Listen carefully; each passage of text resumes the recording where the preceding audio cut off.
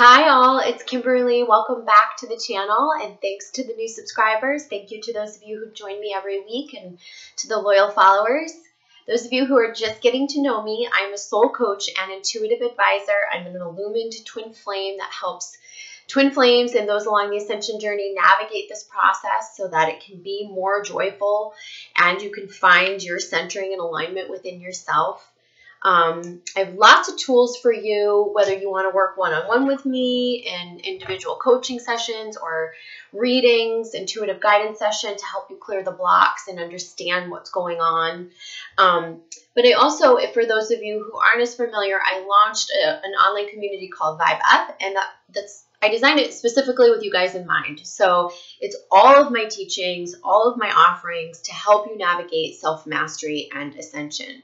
So those of you who are kind of struggling with like, I don't know what to do next in my healing, or how do I do that? How do I clear those blocks? How do I clear out the fear? How do I shift my thought patterns? How do I, get to the bottom of my ancestral imbalances, the past life karma I've brought in, the shadow work, the inner child stuff? How do I find the alignment within myself and, come into my power, set healthy boundaries? All of those tools are on the website. So just look at the courses on Vibe Up. It's vibup.com. Click on courses to read all the course descriptions.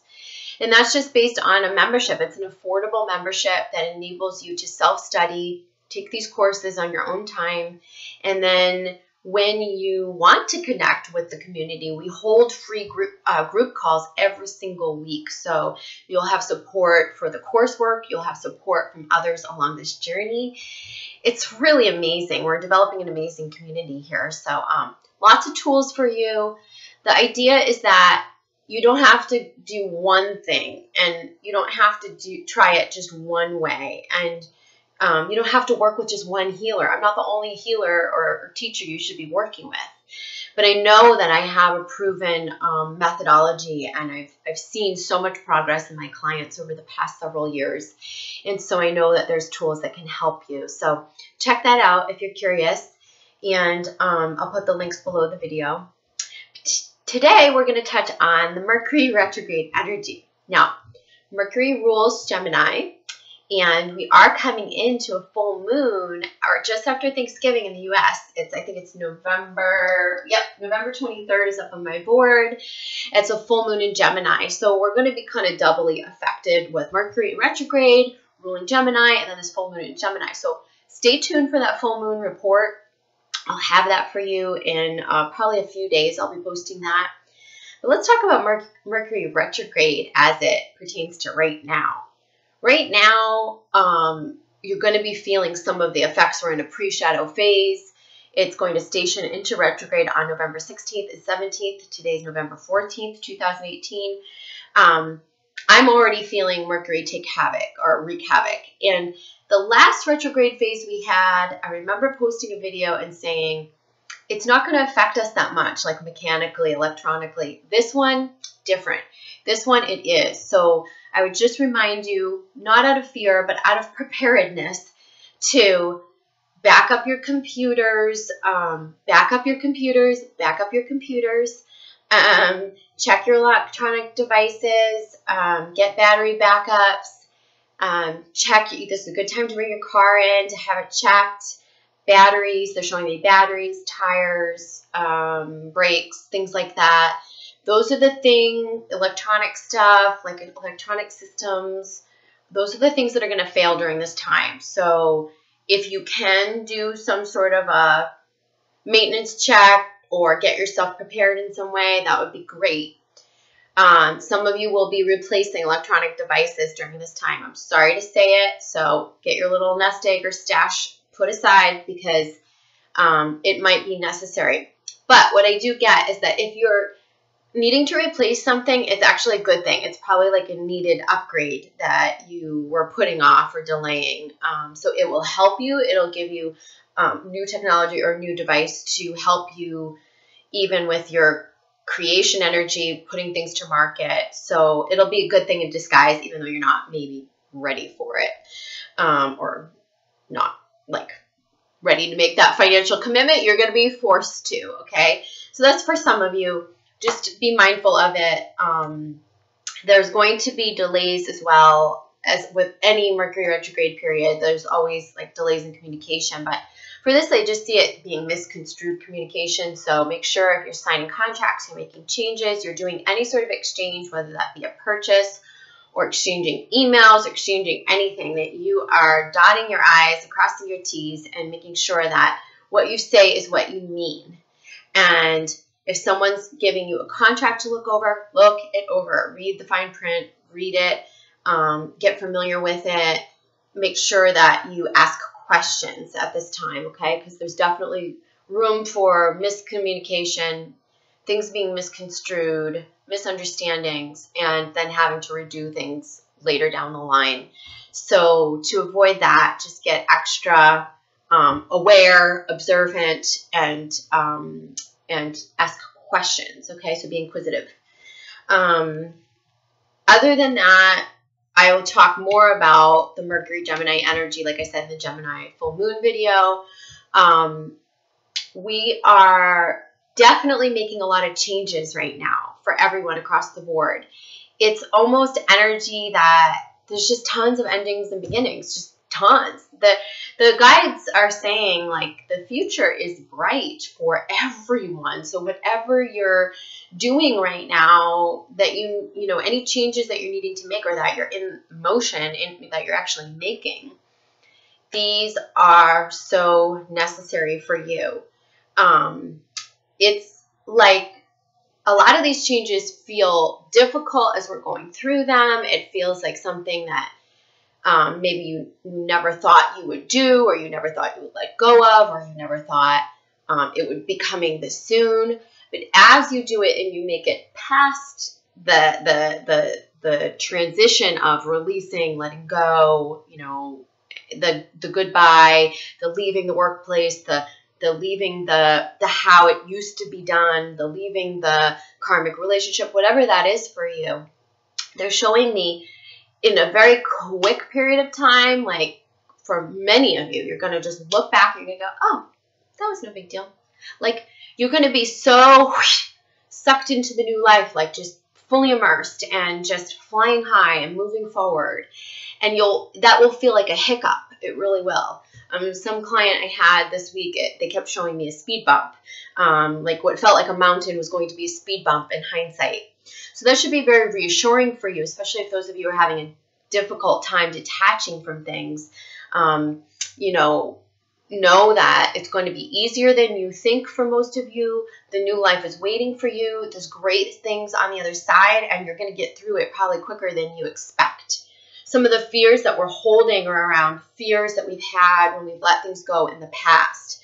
Fears around endings of the past, whether that be when we got dumped, or when we broke up with someone, or when we left a job, or when we were destitute, or when there's a lot of fear in there around like, oh God, I cried for months with that last breakup. I couldn't get off my bed. Or there's the last time I left the job, I couldn't make ends meet, or what, and they're saying it's not going to be like that this time. It's not. So be mindful of where you're bringing your fears in from the past, that past baggage, those past beliefs of, well, it went that way then, now you're expecting it to go this way now. The only reason why you'll manifest your fears is if you truly believe them and put energy behind them. So be mindful of where you're fueling those fears, and know that there's a different outcome that's waiting for you to uplift you on the other side of all of this, okay? So I was going to pull just like a card of the day for us for this energy, and I was shuffling the Wisdom of the Oracle deck from Colette Baron Reed. A lot of you guys are familiar with this. And as I was shuffling, one card just flew out. So we're going to just take this card as the sign that this is what we need to discuss today. So this card is Clean It Up. Okay, this is actually a card that's come up in several readings of mine that I've had over the past week. And I don't think it's a coincidence that it just toppled out today in the collective energy, or for the collective energy. So this is also 21. And I've been talking a lot about the winter solstice. Now, winter solstice, I believe, is December 21st, or around that time. So what they're saying is, you've got between now and then to clean up your energy. Because after winter solstice, like you're supposed to be immersed in the moving forward, in the being on your way. And the only thing that's going to hold you back is these wobbly vibrations, or these mixed energies. I want to move forward, but I'm afraid. I want to do this, but I don't think I can. So, actually, I'm going to pull up the post that I made last week about letting go of things and why we, tend or have struggle with releasing. And this was, in particular, I was talking about relationships, but we can apply these concepts to many things. So I'm just going to pull that up quickly and read it to you, okay? Okay, so I'm talking about creating space for the new, okay? And when we create space for the new, we must let go of what was, what could be, what could have been.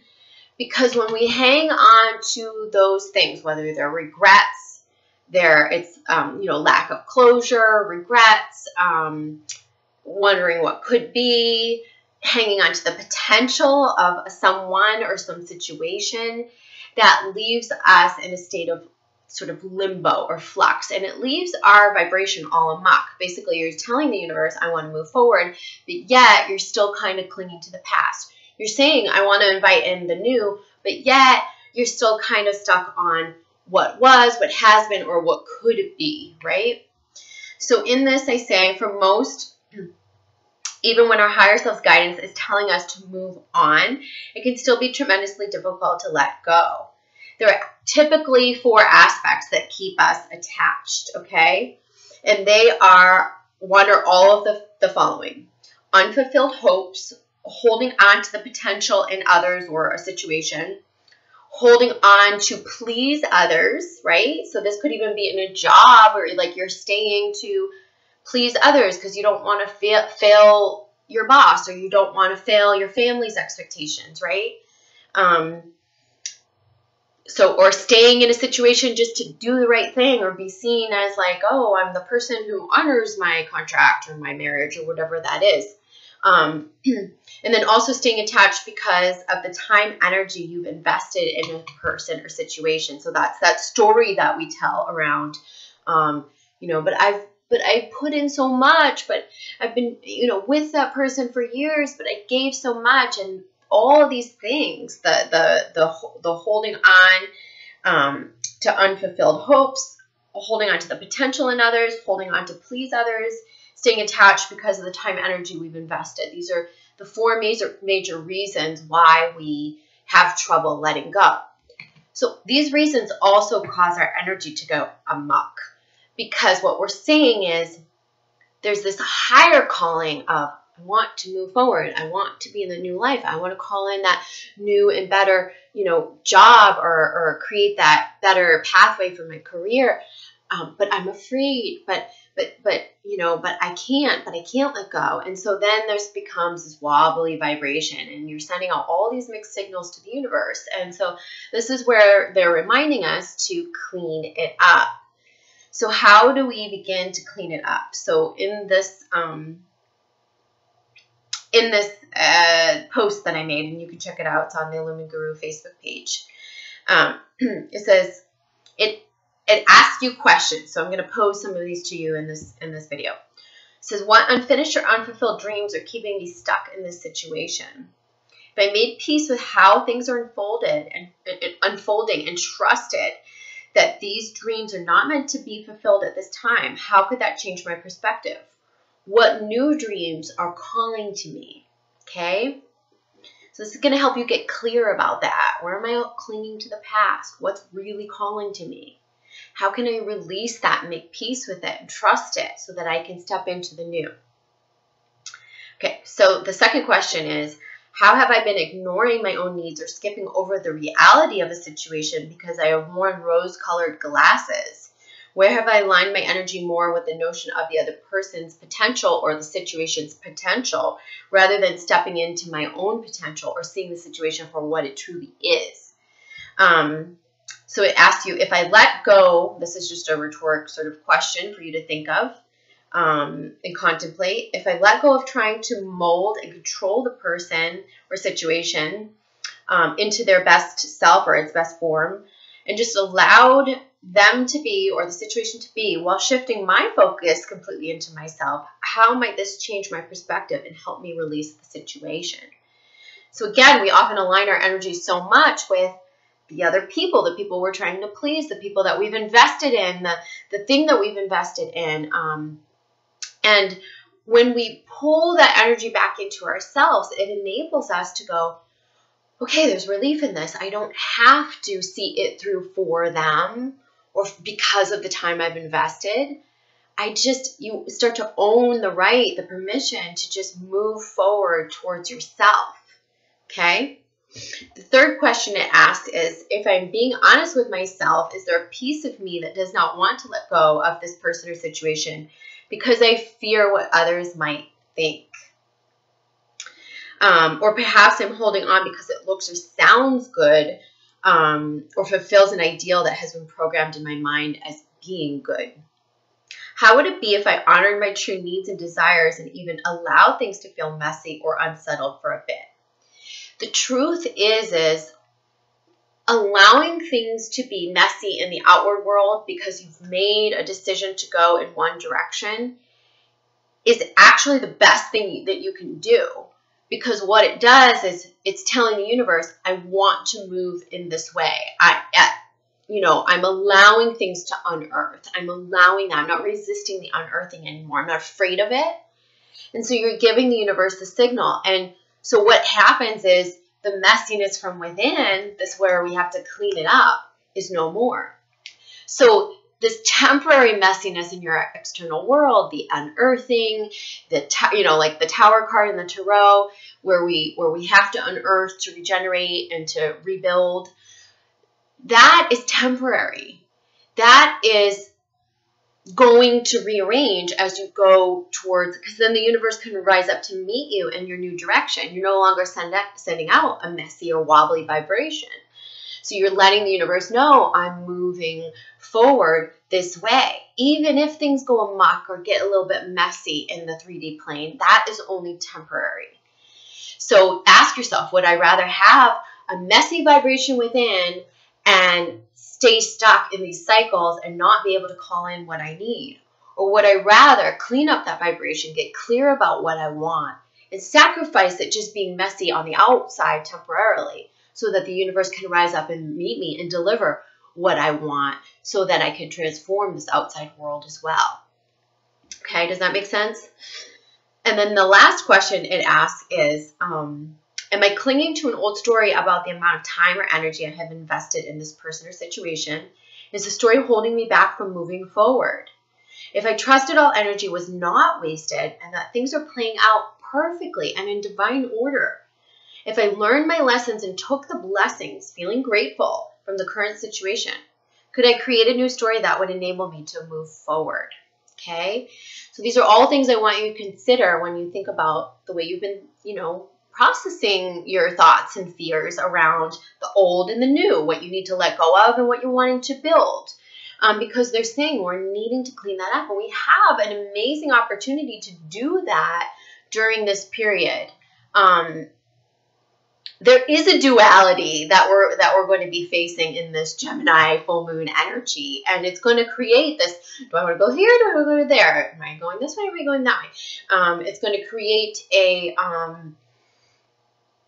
further fortified, wobble in our vibration. So it's up to you guys to get mindful of that and start to clean that up now, so that by the winter solstice, you're well on your way to, doing the work that you're supposed to be doing this winter, getting immersed in the new life, pushing forward on your path, and just moving steadily ahead in the way that you want to create your life.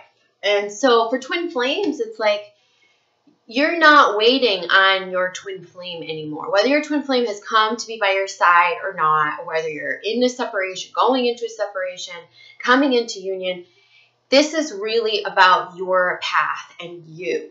And everything else that's in alignment for you, whether it's the twin flame or soulmate or other divine partner that you've yet to connect with, that will all fall into place as you get clear and steady on your own path and your own mission. Okay? So I will leave you with that, and then I'll be back to talk more in depth about those full moon energies in a few days, and we'll dig into that then. So any questions, comments, you can comment below the videos, send me your questions on email or book sessions on the website, theilluminedguru.com. I love you guys. I'm wishing you the best, and I will talk to you all soon, okay? Mwah. Bye.